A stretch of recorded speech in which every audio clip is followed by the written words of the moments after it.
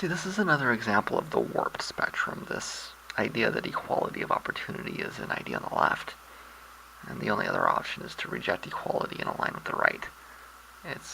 This is the truncated spectrum that we have in front of us.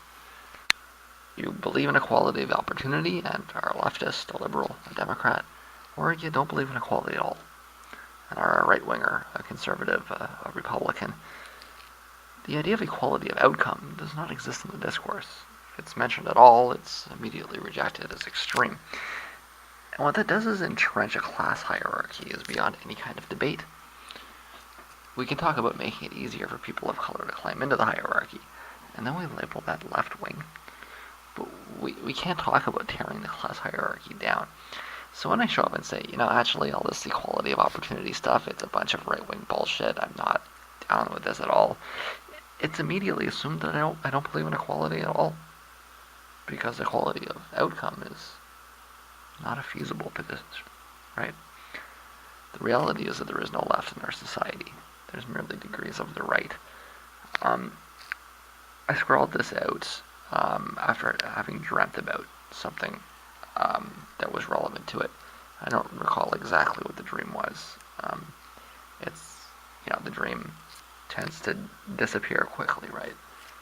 But for some reason, I decided I needed to get that out. And it's very much true. I've been over this repeatedly over the last couple of days, and it's just this Orwellian filter we get everything pushed through us. We've walked down this path, and we've entered this world where, left is right, and right is insane, right? We can't even contemplate the left anymore. It's like the language and the ideas don't exist.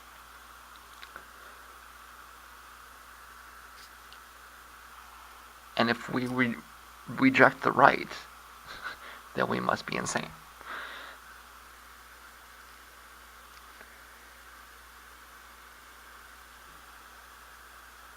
When I say that I reject equality of opportunity, what I mean to say is that I reject the game, right?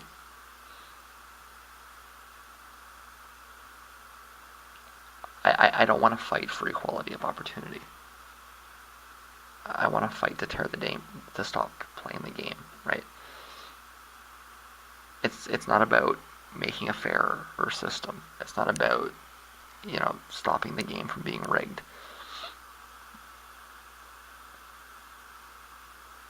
What you're doing is you're buying into the right if you do that. And you're saying that you accept the concept of the right, the idea of capitalism. You just want it more fair. But that's the right. That's the right wing.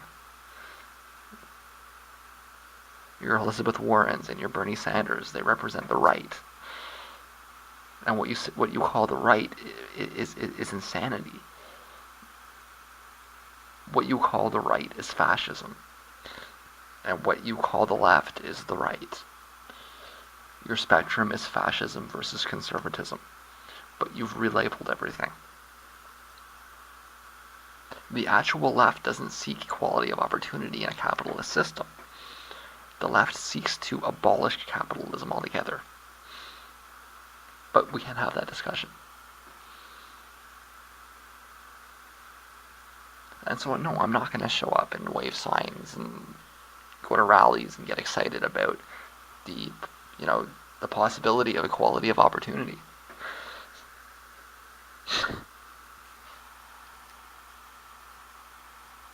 That would be equivalent to,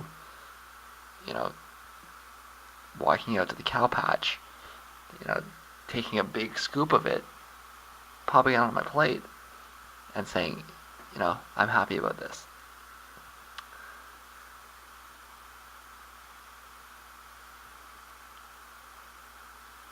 There's a lot of literature that's that's built up on the idea that the only real equality is equality of opportunity.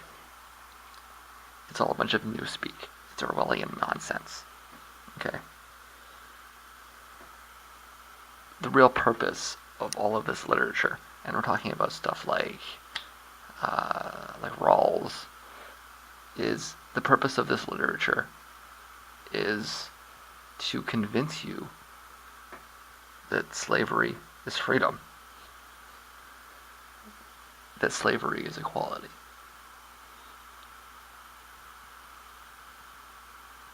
What it's doing is it's abolishing the concept of equality. It's not equality at all. It's inequality. Equality of opportunity is the systemic enforcement of inequality.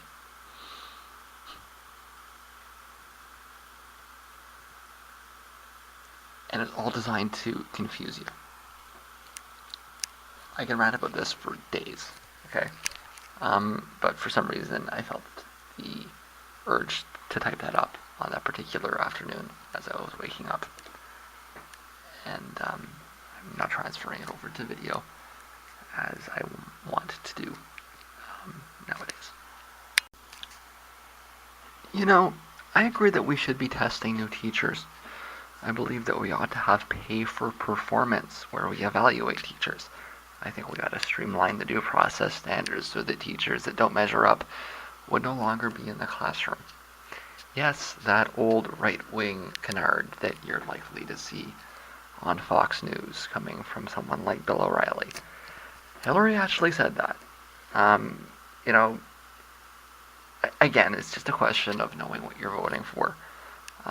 This is a right-wing talk radio talking point. If you're a leftist that debates these things, you've been banging your head against the wall on this for years. And seeing that in print will probably enrage you. But she said it. Yep. So here's the thing.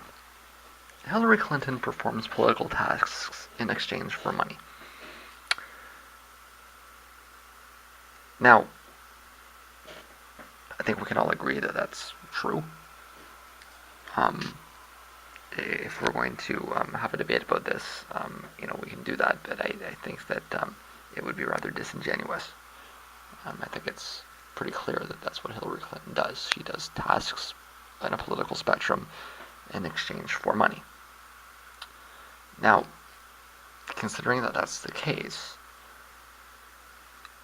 I'm having a hard time understanding the pushback against the idea that she might be a corporate whore, because that's the literal definition of what a corporate whore would be. And I'm sorry, but no amount of hurt feelings, feigned or real, will change that. Stating the truth is more important than protecting your feelings. And the more offensive the truth is, the more important it is to state it.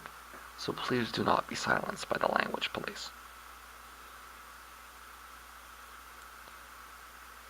It doesn't matter how upset they are. It doesn't matter how many times they yell at you. If something is true, then it is true. And it is very important that you hold to that. That said, you might try and reclaim the term if you want. You might argue that it's not so terrible to be a corporate whore. That's really what her candidacy reduces to, right? The argument that taking all of this money in exchange for services may benefit people. It might trickle down. But don't pretend like it's inaccurate, or worse, like it's okay to silence true words because they hurt your feelings.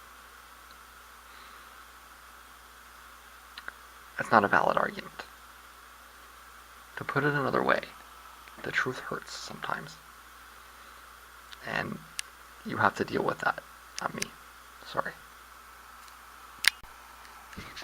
I don't know who the government is trying to appeal to in placing these kinds of restrictions on access to death. Truth is, it's really simple, guys. It's my body. So I get to decide what to do with it. Not subject to a series of tests, but in an absolute and inalienable sense. I believe that the following is true. If I do not have the absolute and inalienable right to die on my own terms, then I don't have any rights at all. I look forward to the Supreme Court throwing it out and sending it back to the House for a more liberal interpretation. The right to die legislation passed by the Liberal Party over the last couple of days is simply not good enough. It's my body, and it's my choice. So let's rewind back to the initial liberalization of abortion for a comparison. It came with a set of clauses that we mostly all can't even understand anymore. Things like it was okay if it was to protect the life of the woman.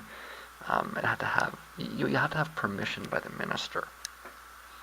We can't even contemplate this anymore. Okay. And in time, the entire debate was thrown out the window under the security of the person because there wasn't timely enough access. We see it today as an inalienable choice that can never be interfered with. Why is this different? Okay, so I don't know why the government is bothering to slow down the process. It doesn't show prudence or good judgment. It just shows a lack of foresight, and in fact, it comes off as very childish. It's not the right approach. The issue will be in the courts again within days of passing into law.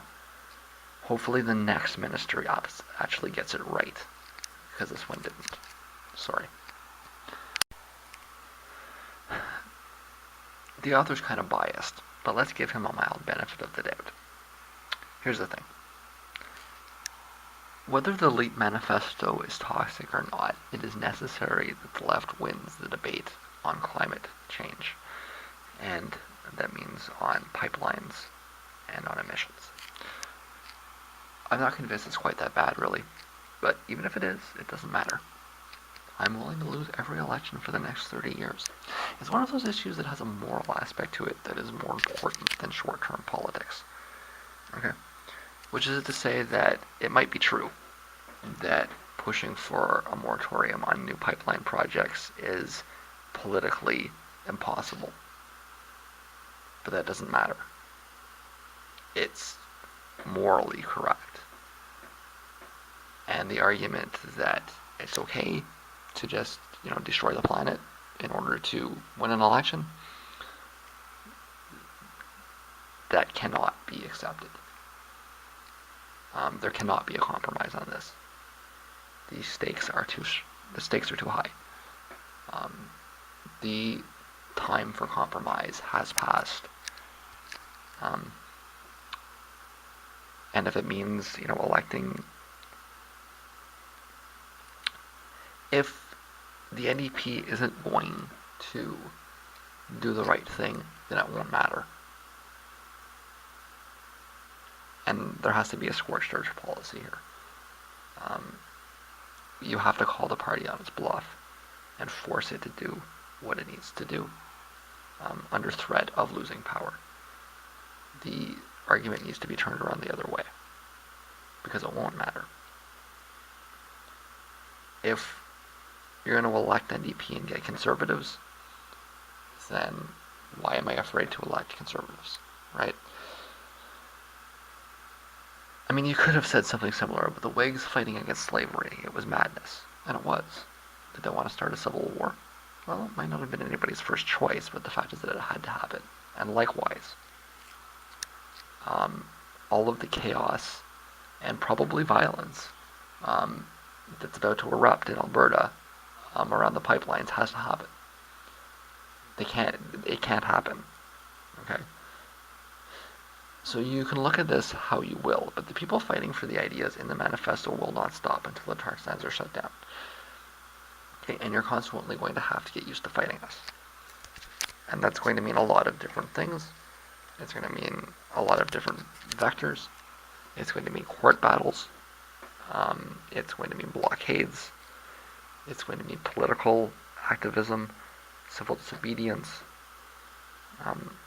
Hopefully, they can keep the more violent tendencies to a minimum, but it depends on how resistant the resource extractors are going to be. Um, if they Violence is not preferable, but it may become necessary, right? Um, but at the very least, you can plan on court battles, on marches, on blockades, all of these things until um, the moratorium is in place. And there's nothing that it's get used to it, right? That might mean the ultimate marginalization. I certainly hope not. I think that the planet certainly hopes not, but you will have to get used to that because the opposition will not go away, and these delusions that the right argument or the right policy will eliminate the opposition are just that, they're delusions. So get used to us. We're not going anywhere. The green anarchism of the Green Party is the future of the left. That has been clear for quite a while now. And while the late manifesto was a little bit scant on details, Naomi Klein is one of the leading proponents of the new left. So everything is lining up, right? No. The NDP is run by the fossil fuel industry. And it's an unholy alliance of capital and labor bent on destroying the planet for short-term gain. The hard reality is that it is no more likely to pick these ideas up than the Liberal Party is. And I think everybody's fully cognizant of this too. There's just that bit of cognitive dissonance we want to believe. It's easy to suggest that the issue should have been ignored rather than dragged on. The party would no doubt keep its base of dues-paying union members happy. Sure. And it may have expanded a little on the right even too. But, should they have carried on oblivious, the party leadership would no doubt wake up one day, 2 years from now, to find it's competing with the Greens for third-party status and not really understand why.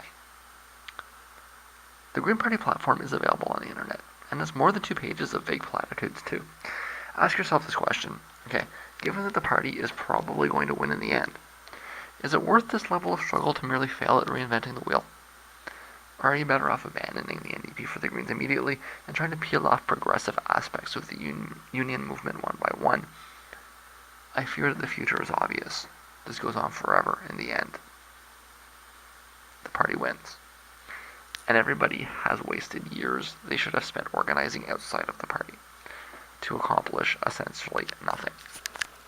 The NDP is run by a number of unions that have merged together under the name of Unifor, primarily. The dominant interests in the NDP are pipeline unions and auto unions.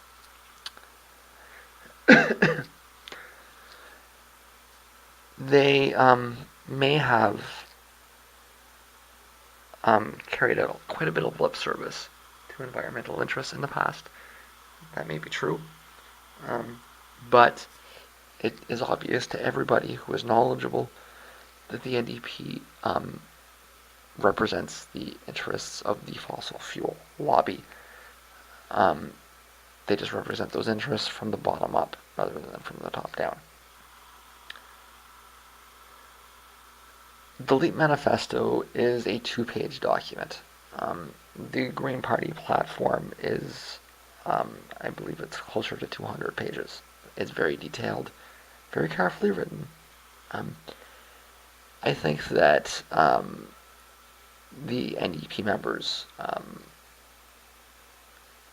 will need a lot longer than 2 years to come up with something that's at all comparable to the Green Party platform. And when they do, it's not going to be clear why they bothered. But of course they won't. because the the leadership is driven by um, the fossil fuel interests. It is probably going to require the party to break in half, one way or the other. If through some, uh, you know, through some means, the activists are able to take control of the party, they're going to lose. They're going to lose the unions, right? Now, they're arguing that it's about a sustainable shift and all these sorts of things, and in some unfolding of history, it's probably possible. But to abandon the markets, I mean, it's whether it's feasible or not. The union members will never desire it, right? You might be able to convince them to, expand production, right? But any talk of putting moratoriums on things, or stopping production or converting production, is never going to fly with a union base that's keenly aware that it needs to produce things that have markets. So, if the Naomi Kleins and the David Suzukis and the Stephen Lewises, if they're able to take over the party somehow, what that's going to mean is that the Unifours, and the CAWs are going to shuffle out to the Liberal Party, and you're going to end up in this cleavage of the NDP, where the NDP loses its union base and essentially becomes the Green Party. And then you're left with the necessity to merge, right? So one way or the other, you end up with the same thing.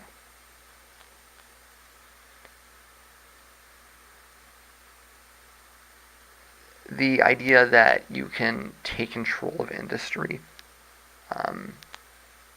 is probably a pipe dream.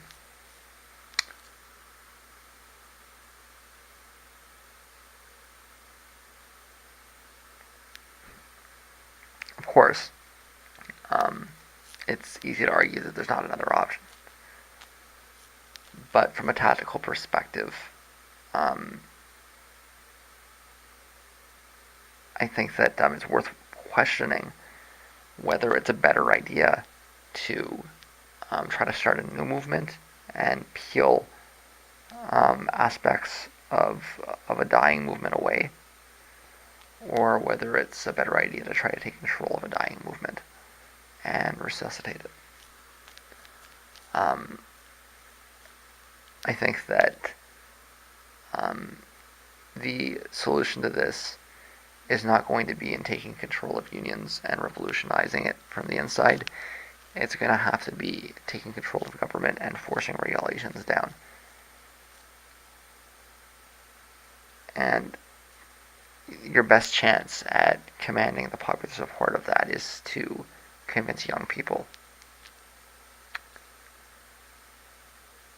And I don't really think that the NDP is the vehicle to do that with. This is a debate that Canadians are going to have for at least the next 2 years.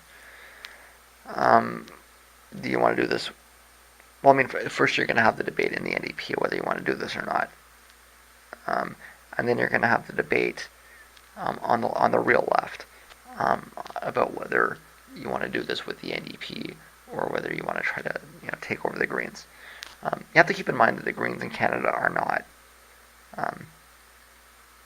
the same thing as the Greens elsewhere. The Green Party in Canada is actually linearly descended from the Libertarian Party. The current leader is a pro-life Unitarian minister. It might be easy to get the wrong idea from the outside. She maybe looks a little like Jill Stein. She doesn't think much like Jill Stein, that's for sure. She thinks maybe more like, well, let's not be outrageous here. She's a moderate conservative, kind of maybe more like the same way that Elizabeth Warren is a moderate conservative, right? Um, but she's not the answer either, right? In fact, um, she's a smart, capable woman, but her personal politics are definitely in the way of the Green Party, um, and her. Well, it's not just her, but the whole party's bent towards the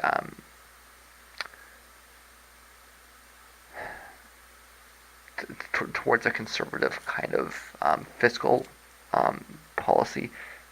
It is not going to be appealing to anybody either, right? So, I mean, that's the flip side of it. That the Green Party platform does look pretty good. Um, it's the platform is several degrees to the left of its membership, right? So, in order to use the Green Party as a vehicle, um, the left activists would have to they'd have to barnstorm it, right? They'd have to co-opt the party, to take it over with sheer numbers, throw a lot of the people that are currently running it out of it, co-opt it, take over, and use it as a vehicle, right? Um, so why not just start a new party? Well, because any new party that you start is going to be in competition with this one, right? Um, you're gonna have to beat down Elizabeth May one way or the other, right? Either beat her down by starting a new party and just wiping that one out, or by trying to take over the infrastructure that exists. It makes more sense to try to co-opt it than it does to start something new. But in terms of vehicles and in terms of, I think the NDP is too well known, and it doesn't have the right. I know that partisan NDP people will argue otherwise, but the reality, if you can see the NDP from the outside, most people see the NDP as a part of the establishment. They see it as a co-opted, as a corrupt union body, right? And the idea that you can build a mass movement of students and young people, um, it can't happen through the NDP. It's more likely to happen through the Liberals than it is through the NDP. And that's the second time I've said that, because it's true. At least, with the Liberals, they don't have the barriers that union membership provides. Unions are really labyrinthine structures. They cause a lot of problems on trying to build movements. I'm not the first person that's pointed that out. So, but I mean, this is like this debate doesn't end here, right? This is going to be going on forever. But that's my basic position on it: is that the best case scenario that activists can accomplish in doing all this debating on this late manifesto, the best thing they could possibly think of coming up with is to recreate the Green Party platform. And even if they can do that, the chances that they're going to get party leadership to adopt it are essentially nil. And they're really just setting themselves up for a lot of frustration. It really, I think, would be better if they were to abandon the party and seek to work with the Greens instead. I've been through this elsewhere, but I think that this is indicative of a broader shift. I mean, when I go through this whole, Hegelian thing, the industrial period is over. And if we're to follow the ideas that they're presenting, it's kind of about moving out of the industrial period, right? It's in some ways a roadmap for a post-industrial economy, right?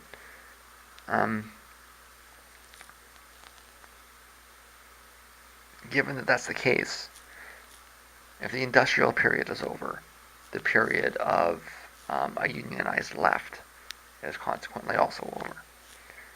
And part of the struggle of intellectually coming to terms with what happens when we're done with industrial civilization is what happens, like what does the new left look like? And I think that what the new left looks like is much more or much better encapsulated in a concept of green anarchism. In a society where we collectively own the machines, we run them in a way that's clean and sustainable, but we're not concerned about things like wages and jobs anymore. We're concerned about how to get the electric trains to run on time, right? And I think that inherent in that technological shift is the decline of we've seen the decline of unionism, but not just the decline of unionism, but the decline of union politics. The union as a political entity is spent, and with that needs to come the end of unionism as a political force. I think that the higher-ups in the NDP are entirely aware of this. And it probably, it no doubt has a lot to do with the NDP's shift to the right. They could see very clearly that the days of a union-backed NDP were over. And so what do? Well, they tried to become a new Liberal Party. And now you've got these people kind of pulling to the other side and saying, no, we don't want to be a new Liberal Party or even a new Conservative Party. Let's try to recreate a concept of the left. And I think that that's a big part of what this is. Okay? But I don't think it happens in the vehicle that was designed for the Union era. I think it happens in the vehicle that's designed for the modern era and moving into the future era. And I think that that is probably the Green Party in Canada. So, that's my two cents. Again, to be clear, that means massive co-option of the Green Party. It means not joining the Green Party so much as crashing the Green Party. But I think that that's the way to do it. And for what it's worth, I should point out that I've been saying this for a long time. Certainly before the manifesto was released, before the last election, even in fact before the Occupy movement. This is an idea I've had for quite some time.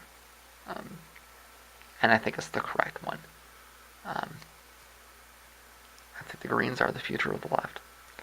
And it's a question of whether we can come to terms with it sooner or later. So,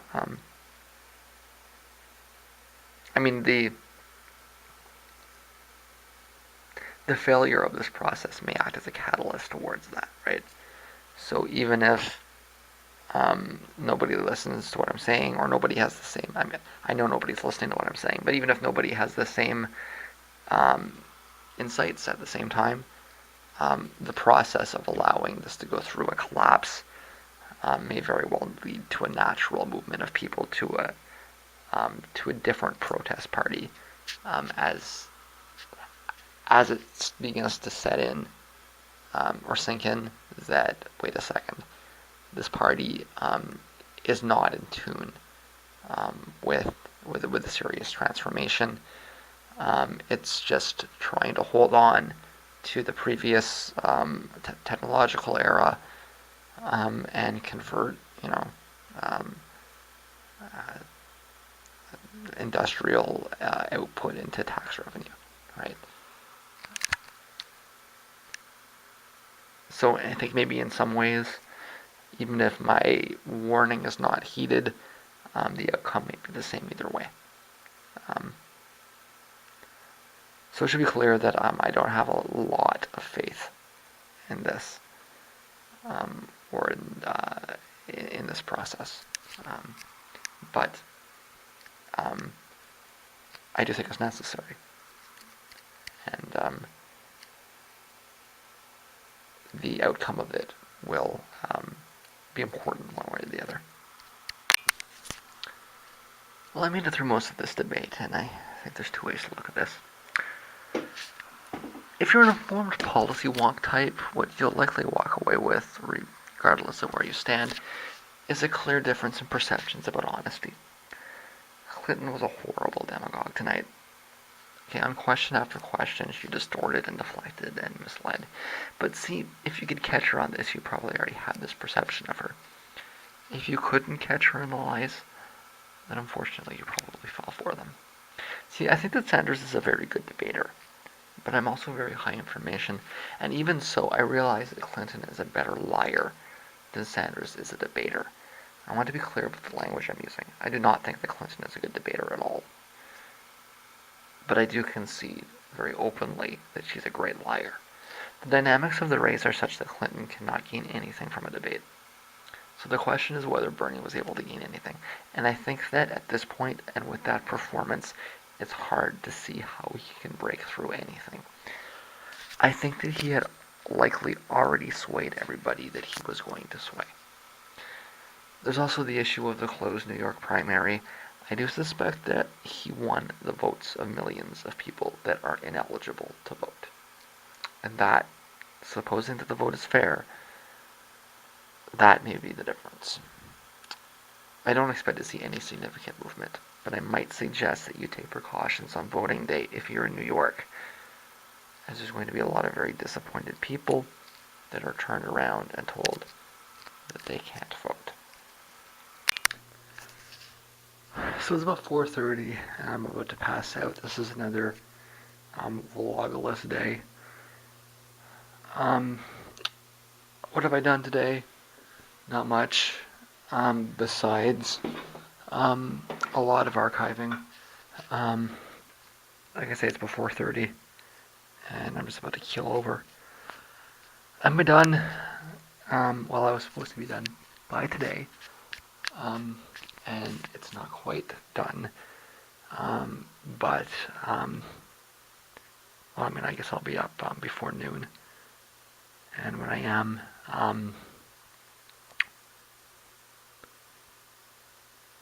it'll be done before midnight. I can be certain of that. I was toying with the idea of maybe going over to see a Pink Floyd cover band tomorrow. I don't want to go see a Pink Floyd cover band tomorrow. You know, it's like, kinda, but no. So, I'm not doing that either. Instead, I'll be staying in. And that's all I have to say. It's better for everybody if I just finish this as quick as I can. And as mentioned, I do expect to finish it tomorrow. And that's very, very, very good news. So, almost there. And it's going to warm up tomorrow. Everything is converging towards tomorrow being a big day. So, this is all very good, but it's bedtime, and we'll have to finish the rest of it tomorrow.